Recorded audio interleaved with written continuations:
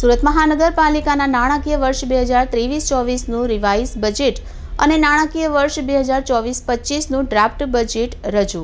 મનપા commissioner Shrimati Shalini અગ્રવાલે 8.718 કરોડનું budget રજૂ કર્યું. સાથે કુલ કેપિટલ બજેટ ₹4.121 કરોડની જોગવાઈ રહેશે.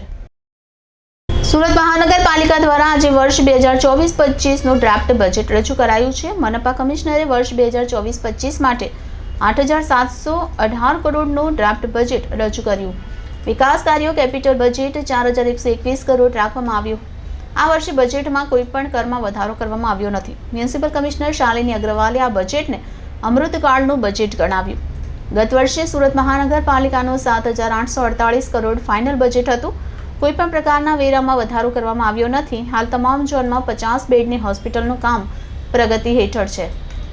સુરત મહાનગરપાલિકાનું વર્ષ 2024-25 માટેનું ડ્રાફ્ટ બજેટ આજે સુરત પાલિકા કમિશનર શાલિની અગ્રવાલે રજૂ કર્યું હતું. દેશમાં સુરત સ્વચ્છતામાં નંબર 1 સિટી બન્યા બાદ હવે સુરત શહેરના વિકાસ માટે પાલિકાએ વધુ રકમ ખર્ચ કરવાનો નિર્ણય લીધો છે.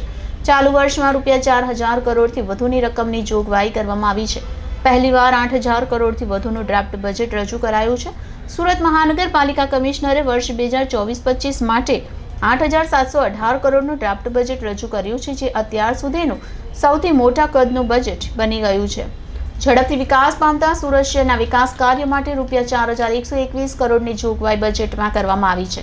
પાલિકાના કમિશનરને જાહેર કર્યું કે આ વર્ષે પહેલી વખત સુરત મહાનગરપાલિકાની રેવન્યુ આવક 5,000 કરોડને પાર કરશે.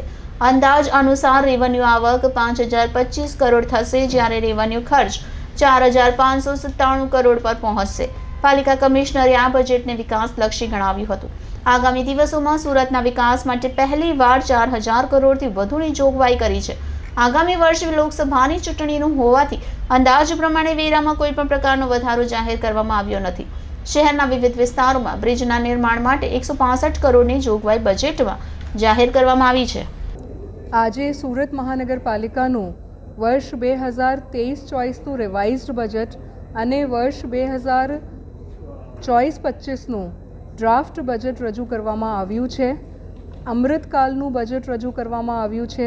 માનનીય વડાપ્રધાનશ્રીના વિકસિત ભારત 2047ને ધ્યાને રાખીને અને ભારત દેશને $30 ટ્રિલિયન ઇકોનોમી ઉપર લઈ જવા માટેને ધ્યાને રાખીને વર્ષ 2024-25નું ડ્રાફ્ટ બજેટ બનાવવામાં આવ્યું છે.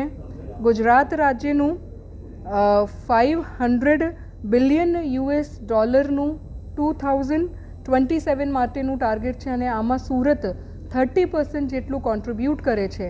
એટલે આ બધી બાબતોને ધ્યાને રાખીને સુરત શહેર તેજ ગતિથી આગળ વધે, વર્લ્ડ ક્લાસ ઇન્ફ્રાસ્ટ્રક્ચરની દિશામાં આગળ વધે, સસ્ટેનેબલ સિટી ઓફ ટુમોરો અને most liveable city of tomorrow તરીકે સુરત શહેર અર્બન મોડલ ગવર્નન્સના ક્ષેત્રમાં સમગ્ર દેશમાં જ નહીં પણ આંતરરાષ્ટ્રીય સ્તર એક મોડલ બને, આ બધી બાબતોને ધ્યાને રાખીને સુરત મહાનગરપાલિકાનું બજેટ રજૂ કરવામાં આવ્યું છે.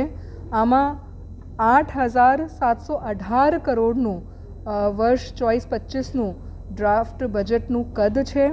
કેપિટલ એક્સપેન્ડિચરમાં 4,121 કરોડ પ્રપોઝ કરવામાં આવ્યા છે. એટલે વિકાસલક્ષી કામો ઉપર ફોકસ કરવામાં આવ્યું છે. વિના કર દર વધારાનું બજેટ રજૂ કરવામાં આવ્યું છે. એનું મતલબ છે કે સમગ્ર બજેટ વિકાસલક્ષી, સર્વસમાવેશક વિકાસલક્ષી અને સર્વવ્યાપી વિકાસલક્ષી બજેટ રજૂ કરવામાં આવી રહ્યું છે. ઇન્કમ ઉપર ફોકસ કરવામાં આવી રહ્યું છે અને આત્મનિર્ભરતા ઉપર ફોકસ કરવામાં આવી રહ્યું છે. એટલે 5,025 કરોડનું રેવન્યુ ઇન્કમ સુરત મહાનગરપાલિકા મેળવે આ દિશામાં આ બજેટ રજૂ કરવામાં આવ્યું છે. Physical infrastructure, social infrastructure, human development ઇન્ડેક્સના સાથે સાથે એન્વાયરમેન્ટલ સસ્ટેનેબિલિટી ઉપર પણ ફોકસ થાય એ પ્રકારના કામોનું સમાવેશ કરવામાં આવ્યું છે અને સમાજના દરેક વર્ગના લોકોને આવરી લેવાતું બજેટ છે. આમાં મહિલાઓ, બાળકો, સિનિયર સિટીઝન્સ, શહેરી ગરીબો, દિવ્યાંગો અને બીજા તમામ વર્ગના લોકોના સર્વાંગી વિકાસ માટેનું આ બજેટ છે.